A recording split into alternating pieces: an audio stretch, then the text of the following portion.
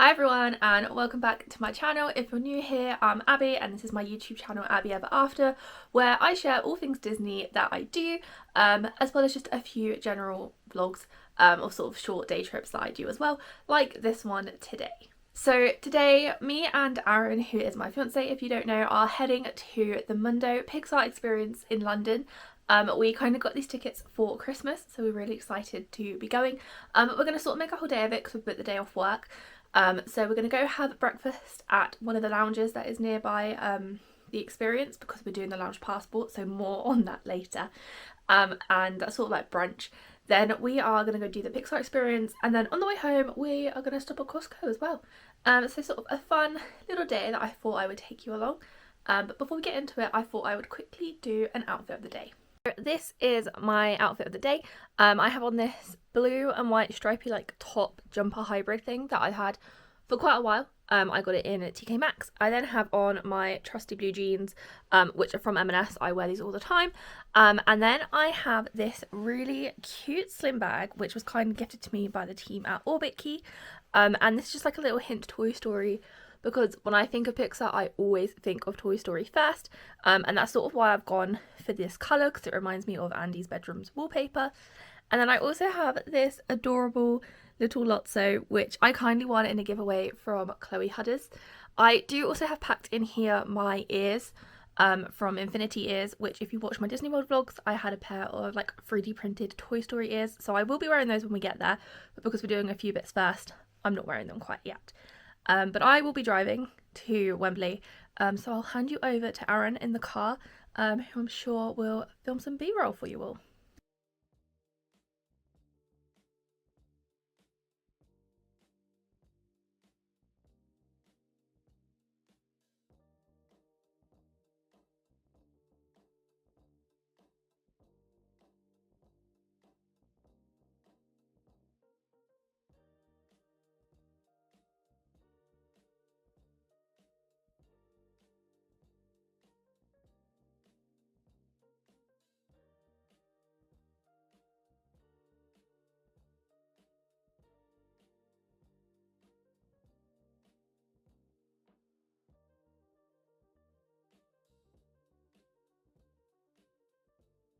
So we have just got parked at Wembley Park. We are in the red parking because it's sort of like the closest to all of the shopping bits, and then it's only a 10-minute walk from here to the Pixar experience according to Google Maps. I haven't walked it yet obviously, so don't trust me on that, but if I turn the camera around, just over here in the distance is the London Designer Outlet, so you're really close to have a whole day out when you come, which is really great. So we're going to get out of the car and then head to the lounge. So here we are in the Shadow Lounge in Wembley Park, and this is the menu, and as you can see there's absolutely loads and loads on offer, and we're very excited to be here. We got our 4th sticker in our lounge passport, and as you can see you get different rewards, which we haven't yet redeemed our one for getting free stickers, but we will shortly. And I got an English muffin with sausage and Aaron got the eggs benedict. So we had an absolutely lovely brunch. We do love the lounges, and as we have the passport, which I'll probably talk about once we're home and insert the clip, we're just trying to like go to all the different ones and like sort of catch all the different prizes, so it makes for a fun date day. And we're now going to head to the outlet because we've got about half an hour to kill, and just see what shops there are. Here, the entrance is just over there. That is all of the wall, and there is a fun wall all along here as well. So I had a picture taken with the Woody sign because I thought that'd be really cute. I think I'm just going to grab a picture quickly and then I think we'll be able to go in.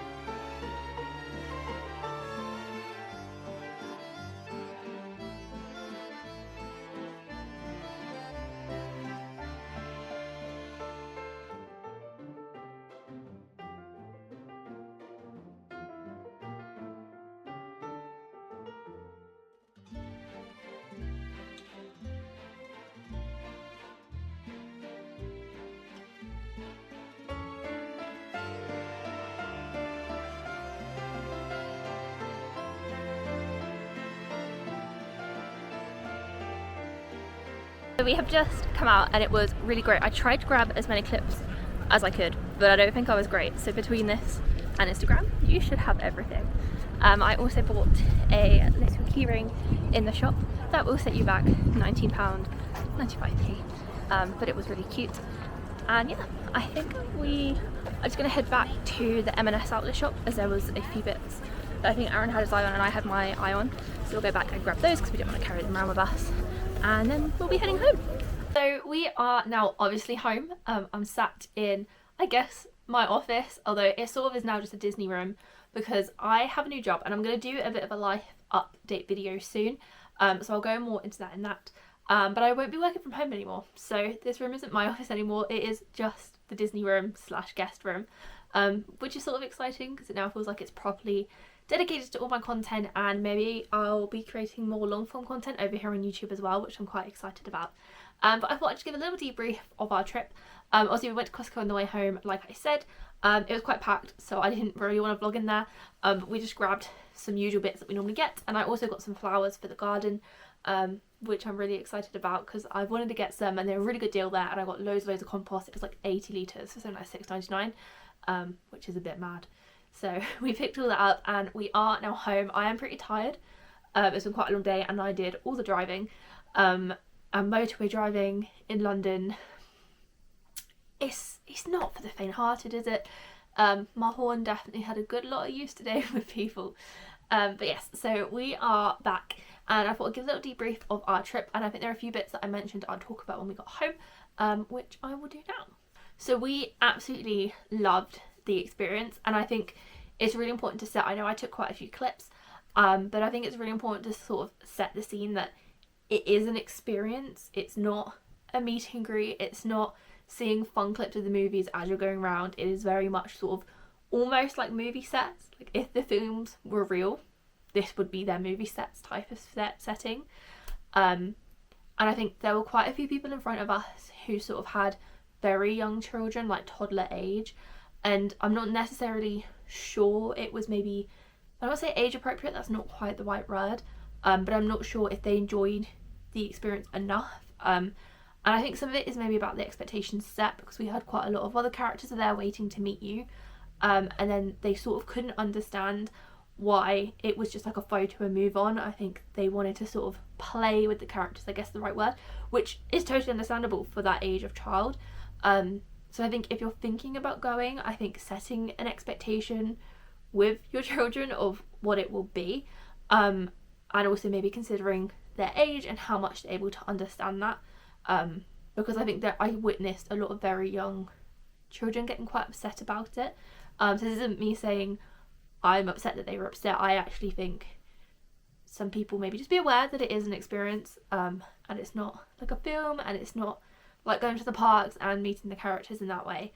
But I think it was very beautiful. I really enjoyed it. I'm a huge Finding Nemo fan. I watched the movie time and time again as a child, so much so that I can just rewatch it in my head. And that was actually the final room that we went into, and I nearly cried because it just felt so magical to be there in that space and have the sounds and just be submersed in it. And I think if you are a huge Pixar fan, definitely try and go, because you'll understand and get that experience too. And the person working in that room really got it as well, and we had such a great conversation with them, which also made it really fab. There are people, I think, in every room. Some of them seem a bit more hands-on about getting involved and taking photos if you would like them to. But if they aren't, I did see people approach them and ask, and they were still more than happy to. So that is good to know if maybe you're going alone, or you're going as a couple or as a family and you want photos with everyone in it. There are people in the rooms that will do that as well. They do recommend that you get there about 10 minutes before your time, and you do spend some time in a queue. So again, if you're going with people that maybe need to know, so younger children, or maybe even for yourself, it would be good to know that you're being held in a space. That's quite useful. I wish that I took my loop earplugs, because being held in quite a small space with a lot of repetitive sound was a bit much at times. And then you go into a room and then there was like a big show. I don't think I filmed that. I might have filmed one small clip, so I'll try and insert that now, to sort of understand that. And it's sort of like a short film. and that was helpful. It did have subtitles, which I find really helpful. I really find subtitles supportive. But then unfortunately afterwards there was a bit of a speech, and it was sort of a standing mic, and it didn't really work in the space. I don't think it was coming out of the same speakers that the film had come out of. So I couldn't really hear what it was that he was saying, and everyone was sort of talking over him, so I'm not sure if I missed any key bits of information there. But again, just something maybe to be a bit aware of, and I guess ask for support if you need it. I know that they're really good at that as well. My number one recommendation would be in the first room you go into. It's the outside of the up house, and that room gets very crowded, so we sort of went and just stood in the back corner and let everyone filter out, and then you get photos with a lot less people in, but you also don't feel as clustered. And I feel a bit panicky sometimes in those spaces, and I feel like I'm holding everyone up as well, because I like to get a picture, and I know it's okay to want a picture. They're photo opportunities, that's what it's for. But yeah, it's just a good idea maybe to hold back in that first room, and then you're sort of at the end of the flow each time, and you've got a little bit more time to take it all in and grab the photos you want. And for Toy Story fans, it is good to know that there are two Toy Story rooms. There's sort of Andy's bedroom, and then there is also the Sunnyside nursery. So there are two different rooms, so maybe if you're going with someone who's a little younger and only knows the newer Toy Stories, not the originals, there is sort of something for the both of you, which I think is really, really nice to know. Aaron's favourite bit was seeing Mike and Sully, and there were some really fun doors that when you opened there was like interactive scenes sort of going on behind, and that one probably was one of the most interactive rooms, I would say. And I could see a lot of those younger age children that I was talking about earlier quite enjoyed that because it was more interactive. So yeah, because it was more interactive, I think those younger age children sort of enjoyed it because it wasn't just stand, take a picture, move on.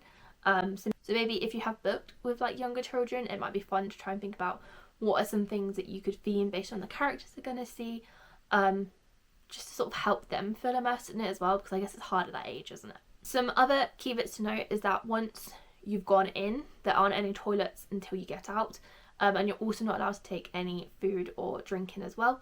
But there was a cloakroom there, so if you're coming with a large rucksack, coats, all of that stuff, you can put them in the cloakroom there. And there was also a buggy park space as well, because I don't believe you're allowed to take buggies in, but it is wheelchair accessible, and of course you're allowed to take your wheelchairs around and any other form of walking aid as well.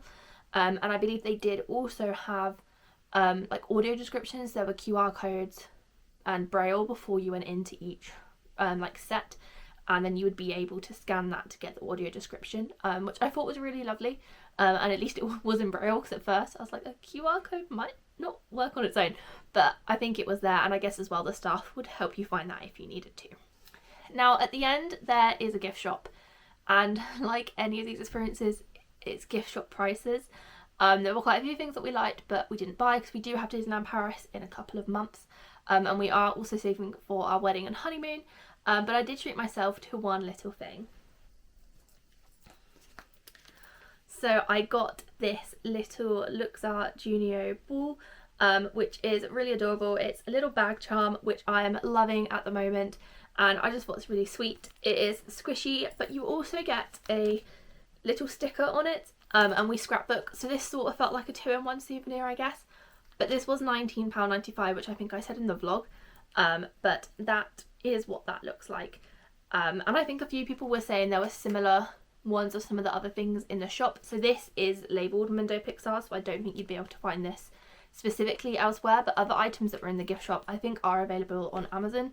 So again, maybe if you're taking your children or your grandchildren, maybe have a look on Amazon before or maybe after. While you're there, have a look and go, oh, you like this, and then order it at a cheaper price and have it ready for when you get back home like the next day or so. Now, if like us, you're sort of making a day out of it, we did really enjoy going to the London Designer Outlet, which is literally just right in front of Wembley Stadium. And there were quite a few shops there. We only went in the Marks and Spencer's outlet, again, because we're trying to save money, but I wanted to look at new clothes for my new job. And I did pick up one thing. I could have bought more, but I was trying to be good. And it is this beautiful hot pink jumper, and it is so soft, I can't even explain. And it is like a high neck jumper, which I love just because it keeps you that little bit warmer. And this was only £6, which was an absolute steal. So I'm very, very excited to get to wear this, and it's so soft. So I definitely recommend going there before or after if you have time. There were lots of sportswear shops there as well, so if you are like a sporty girl or a gym girly, I would definitely recommend checking that out as well. And I think one of the final things that I was going to say, I was going to share a little bit about more, was about the lounge passports. So if you don't know, lounges is sort of a chain across, I believe, the UK, at least. I know definitely, I think England and Wales. But they sort of have different ones. They all have different names. So if you just sort of look up lounges, you will find them. So we went to El Stado, I believe it was. El Stado, Stadium, something like that. It's themed because it's at the stadium. And all the menus are pretty similar across them all, which is nice. It's sort of consistent, but they all have a different vibe, a different feel. So they have this passport, which I believe I talked about a little in the vlog, and you can get different stickers in this for the different stadiums, you can collect different stickers in this for the different restaurants that you go to. So that is the sticker we got today, and you get different rewards for all of the different ones that you go to. So when you get free stickers, so visited 3 locations, you'll get a reward. Once you visited 5 locations, you'll get an award, and so on and so on until I believe 100. Oh no, until you reach 150. And you get different rewards as you go along. So this has become like a really fun date day, and it means when we go out and do different activities like this, they're sort of somewhere familiar to go to food, which I really like to know. But they have such a wide menu. There's lots to have. You can get burgers, you can get a curry, you could get a flatbread. I think there's like fish and chips. You can just get a toasty, and their brunch is all day as well. So there's sort of something for everyone. And I know they also have a really good kids menu. We always see families in there. But they also do cocktails and that, so I find it's like the perfect restaurant to go to, and this is no way an ad. I'm just really excited about this passport, and I really love the chain. So yeah, if you're looking for something fun to do, I would definitely recommend doing this as well. So yeah, I hope you enjoyed this fun little day out to the Mundo Pixar Experience in London, and I would love to know if you've already been, or if you're going, and either what you loved or what you're looking forward to seeing most yourself. And don't forget to follow along for our upcoming Disneyland Paris trip in May, but also for other Disney content and sort of basic lifestyle content as well. Bye!